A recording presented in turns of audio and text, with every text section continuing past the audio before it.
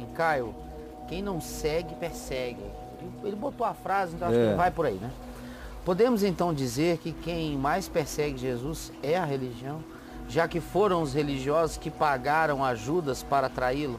A religião vive matando Jesus, então, Caio? É isso que eu disse hoje na pregação. Exatamente.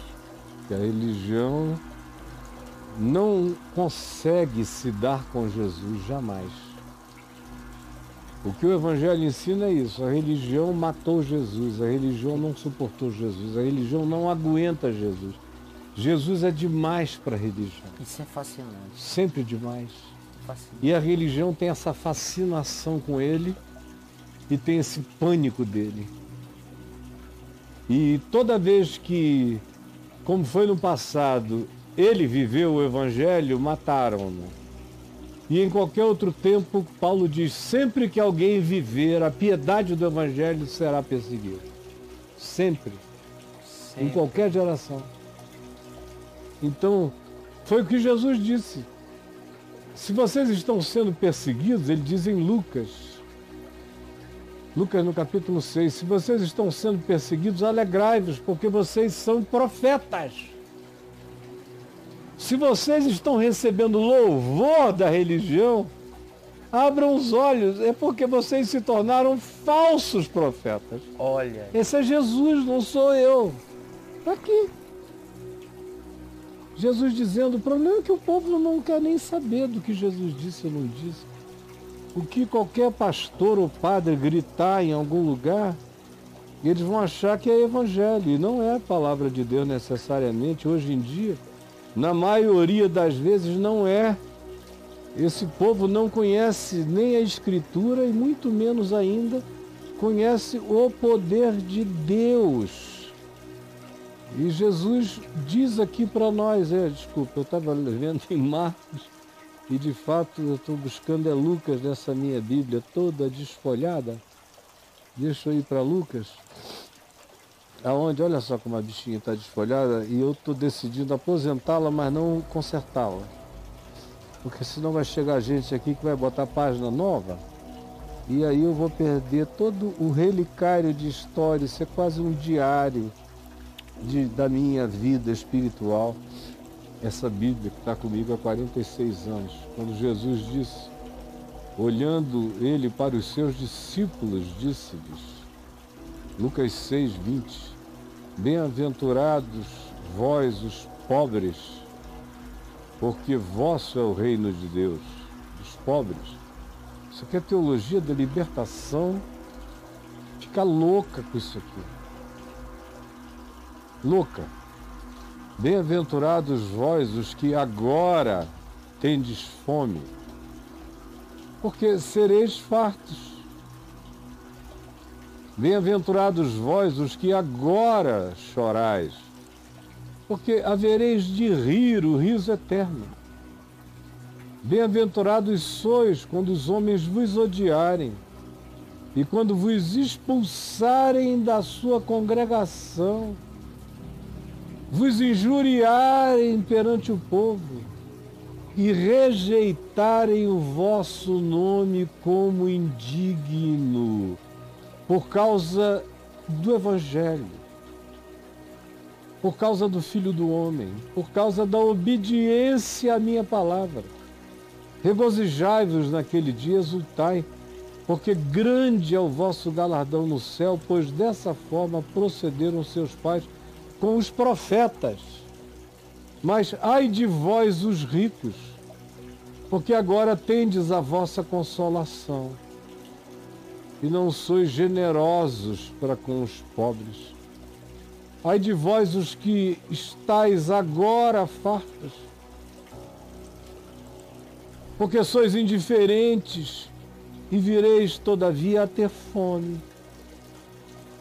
Ai de vós os que agora gargalhais, desinteressados pela sorte do próximo, porque havereis de lamentar e de chorar. E preste atenção, ai de vós quando todos vos louvarem, porque assim procederam seus pais com os falsos profetas. Então, é Jesus dizendo, a resposta está aqui.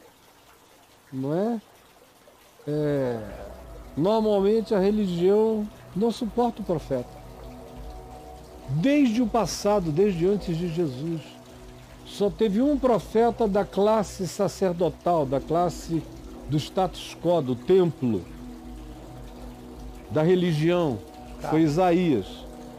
Mas viveu em obediência a Deus contra o espírito idólatra, soberbo e fascinado pelo poder da religião. Tanto é que ele foi cerrado vivo, cerrado ao meio pela religião. Então o pessoal deu uma estressada com ele no final? Geral, né? Não foi no final, foi o tempo todo. Os outros todos foram profetas da marginalidade. Ah, tá. Não A Bíblia, no Velho Testamento, não tem profetas na oficialidade. Os profetas são todos marginais, desprezados, chamados de herege, de traidores como Jeremias, de aliados do inimigo. Todas essas coisas que o profeta não olhava o inimigo de Israel como Israel olhava o inimigo. O profeta geralmente olhava o inimigo de Israel como uma navalha alugada para disciplinar, para fazer barba, cabelo e bigode da religião e do povo de Israel, que tanto fazia religião e reino em Israel, era a mesma coisa. Todos. E todos foram mortos, ninguém morreu de velho. Aí vem Jesus, começa com João Batista, sem cabeça. Você acha que se a religião quisesse salvar João Batista, não teria salvado João Batista das mãos de Herodes? Teria, facilmente. Poder que o Sinédrio tinha. E o Herodes botava o galho dentro para o Sinédrio, porque se o Sinédrio queimasse a qualquer dos Herodes, eles se queimavam junto a Roma. Ali um precisava do outro, né? Totalmente. Tinha que ser brother. Aí começa com João Batista, depois vem e matam Jesus. Aí começa Estevão, e vai. Olha os apóstolos. Só João morreu com mais de 90 anos na ilha de Patmos, naquela ilha erma e sem graça. Sem gente naquele tempo, só presos políticos. Era uma ilha grande, sem vegetação, sem pedra, com quase nenhuma água. Um calor do diabo. Lugarzinho ruim, cara. Ruim. Ruinzinho. Ruinzinho. Ali é ruim. Isso não é um bom lugar para você ir passar as férias. Com certeza não é. Só se você for assim como o Ciro, meu filho, ou a Bruna, que escalam, sobem, descem, nadam. Vou até aquela outra ilha lá, nadando. Os dois juntos lá iam querer ficar 2 meses. Eu entendi. Mas eu não, eu com 48 horas tá de bom tamanho e ó, com hotel com ar refrigerado. Sei. Não tenho essa vocação de Patmos. De Patmos? Não. Os outros apóstolos todos foram mortos por decapitação, crucificação, apedrejamento. Ninguém sobreviveu ao status quo religioso, ninguém. Ninguém, e nem no resto da história. Até, por exemplo, Miguel Ângelo, que era um amante das ideias de Lutero, da salvação pela graça. Ok. E fazia parte de uma confraria de oração que se reunia em torno do Evangelho. Miguel Ângelo. Olha só.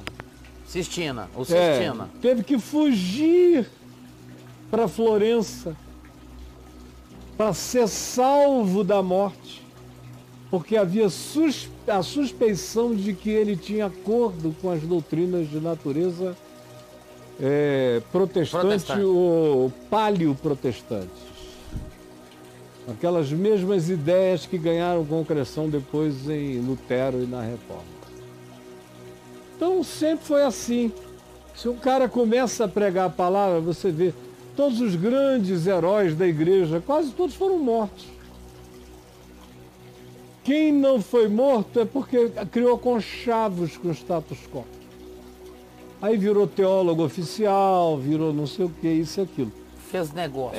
Mas vai procurar os Wyclifes, vai procurar os outros todos que foram massacrados, os Gus, vai procurar todos os que sustentaram o testemunho da fé e veja o que aconteceu com eles. E E todos aqueles que levantaram a bandeira do bom combate, como agora. Vai ser o aniversário da morte do Martin Luther King. Ok. Um cara que levantou uma bandeira que poucos tinham coragem para levantar e que era totalmente do Evangelho e que está sendo rasgada de novo nos Estados Unidos agora outra vez. E entre nós nunca nem foi levantada direito, muito menos por aqueles homens e mulheres de fé. Quando eu comecei a ver todos me louvarem, foi mais ou menos aí de 1982 para frente, todos começaram a me louvar. Mas porque eu era um fenômeno de fé e lucidez na pregação. Então os crentes de ponta a ponta começaram a dizer: tem algo de Deus nesse jovem homem. E foi. Mas quando nós entramos em 93, 10 anos depois, 12 anos depois, eu já não estava mais sendo louvado como um fenômeno, como um bólido da pregação. Eu já estava sendo louvado como aquele cara admirado por todas as celebridades que querem estar bem com você, que dão qualquer negócio para pegar na tua mão, para te abraçar, para dizer que te conheceram, que te visitaram, que estiveram contigo. Como era fila e fila. De 92 para frente, 92, 93, 94, 95, 96, 97, 98. Era aquele louvor que o falso profeta recebe. Você foi guruzificado, Caio? Fui e aceitei a guruzificação. Guruzificou-se. Não como os idiotas fazem. A minha aceitação era muito mais sutil. Eu era muito mais pudico. Eu era muito mais delicado. Eu era muito menos arrogante. Tá. Mas tinha um estado de... essa glória é pertinente ao que eu estou fazendo. Lá no fundo tinha. Tinha essa pegada. Por mais que se você me fizesse essa pergunta e eu negasse, e eu não admitisse, porque você não quer nem admitir tal coisa. Sim. Quando você viveu de modo tão antagônico a tudo isso. Mas até a glória da ética me pegou. Você dava uma concordadinha. A idolatria da minha ética pessoal me alcançou. Oh, que sutileza. Olha como é que trabalha nos detalhes. Diabólica. Aham. E aí você começa a ser louvado por quem deveria não te louvar. E eu só comecei a ser rejeitado por aqueles que deveriam estar do teu lado. Eu nunca tive muita rejeição daqueles que deveriam estar ao meu lado, porque eu sempre estive ao lado das causas certas. Embora o meu coração estivesse começando a errar. Mas eu estava do lado das causas certas. Então isso era muito confuso. E para um grande grupo de pessoas humanas, eu virei um ser a ser tocado, fetichizado, reconhecido. Como eu tive muita gente que me procurou dizendo: eu quero ajudar a sua obra. E quando eu perguntava qual a razão do seu interesse na obra que eu faço, sabe que eu ouvi de vários? O quê? Prestígio. Eu quero estar ao seu lado. Tinha gente que dizia assim: eu quero aparecer ao seu lado. Eu estou dando como um lá que deu 3 milhões de dólares. Eu falei: por que o senhor está fazendo isso? E ele me disse: porque eu quero o seu prestígio. Eu quero dizer que eu lhe ajudei. Eu quero estar ao seu lado. Caraca. E aí o teu coração, por mais firme que esteja, é pura vaidade, começa a se inclinar na direção da mentira e do engano. Suave, sutil e piedosamente, sem que você perceba. De levinho. Só estou falando de um cara que olhava para dentro de dia e de noite, que procurava não sucumbir a isso. Imagina quem não está nem aí, cara. Que é mais ou menos todo mundo. Não estão nem aí para isso.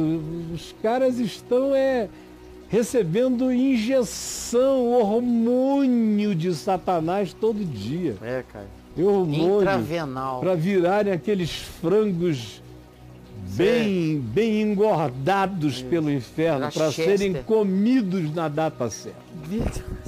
É, porque o diabo faz isso, ele te ceva até comer no Natal do Hades. No Natal do Hades. Hades Christmas.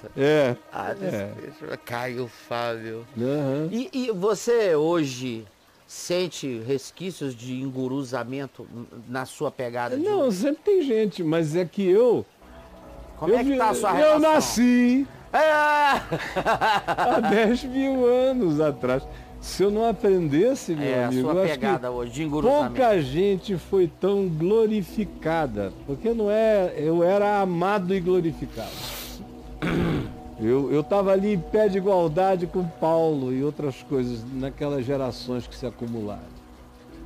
Então, graças a Deus que permitiu que o ano de 98 me visitasse para eu ser salvo daquilo que com toda sutileza poderia se transformar na minha destruição total.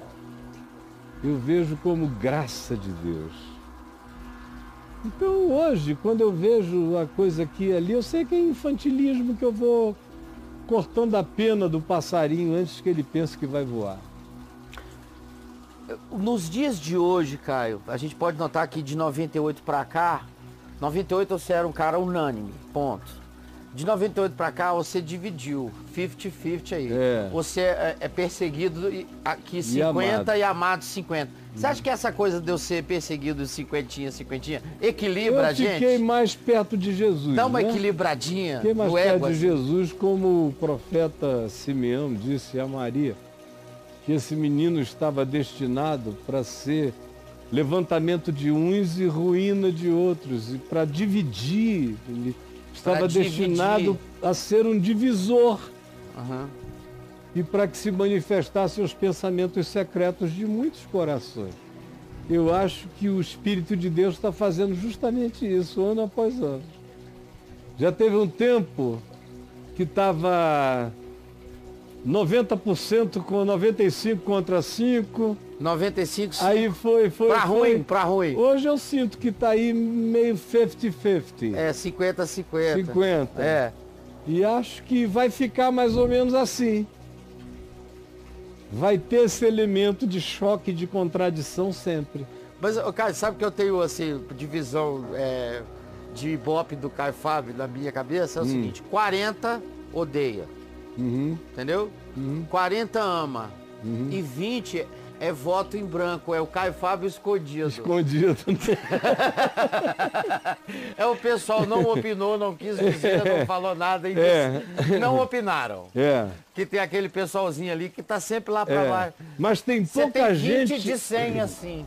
Tem pouca gente... É o Caio Fábio escondido. Tem pouca gente anulando o voto. Não, não tem nulo voto. Ou odeia ou ama, ou tá lá, esconde. Caio Fábio escondido. Eu sei, eu conheço bem a moçada, tem todo carinho. Dos Caio Fábio escondido? Eu sei, eu compreendo, é salário, é perseguição na igreja que o cara não quer ter, é um superior hierárquico perseguindo ele, que ele não quer provar essa experiência, não está afim de encher a paciência, aí ele vira Caio Fábio escondido. Caio Fábio escondido. Mas e aí? Eu conheço um Caio Fábio escondido. Gente boa, te adora, mas não conta pra ninguém. Vamos lá, Caião. Por que outra aqui que escreveu pra gente? Por que o evangelho... Só um parêntese. Sim, tem gente que me diz que me ouve escondido da esposa. Isso é muito bom, cara. Porque não quer que o padrão seja levantado demais na cabeça da mulher. A mulher às vezes diz, você está aí ouvindo Caio Fábio e não aprende nada. Aí o cara me ouve escondido para a mulher dele não cobrar dele nenhuma atitude melhorada. Entendi. Ele tem que ouvir escondido para ele não devolver aquela... para ele manter aquela ignorância. Para não levantar muito o pau mestre do salto. O pau mestre do salto. E aí, vamos lá. Eu entendi. Entendeu? Que para alguns a ignorância vale a pena. Ela é útil, Abel. Ela é útil. E eu compreendo esses amigos que compreendem, mas não querem que todo mundo saiba o quanto eles compreendem. Aí me abraçam, me beijam, pedem perdão, me mandam carinhos, eu não sei o que e tal. Mas eu estou orando por ti, eu digo, continua, meu irmão, que a gente está aqui na linha de frente. Isso. Em nome de Jesus. Vamos e um lá. beijo pro pessoal do Caio Fábio Escondido. Do Caio Fábio. O Caio Fábio Escondido é um negócio que nem o Adailton sabe onde fica. Eu abri esse curso. Caio Fábio Escondido. Caio Fábio Escondido. Só para anônimos. Isso. Entendeu? Rapaz, eu acho que esse curso vai ser um sucesso. Caio Fábio Escondido. Caio Fábio Escondido, somente para anônimos. Onde você entra e sai desapercebido. Para agentes secretos do reino de Deus. Caio Fábio. Não queremos saber quem é você. E aí? Login sem criptografado? Tudo. Ninguém vê. Tudo. Não tem e-mail, porque senão te mostra quem você é. Tem que fazer um jeito, ou daí tem que inventar um cadastro. Um cadastro? É binário, é 01010001. Cada um tem o número. O Adailton arranja um meio de credenciar os anônimos. Manter o cara escondido. No anonimato. A gente pode pedir uma ajuda para aquele, como é o nome do rapaz, do Wikileaks, o Assange, não é? De criptografia, de coisas assim. Isso. Como é que chama aquela internet? Deep Web. Deep o Caio Web. Fábio Escondido, ele tem que ser acontece na Deep Web. Aquela internet lá, o Hades da internet. A internet do underground. Exatamente. O Caio Fábio Escondido é na Deep Web. Isso. Só quem conhece sabe que pode entrar lá.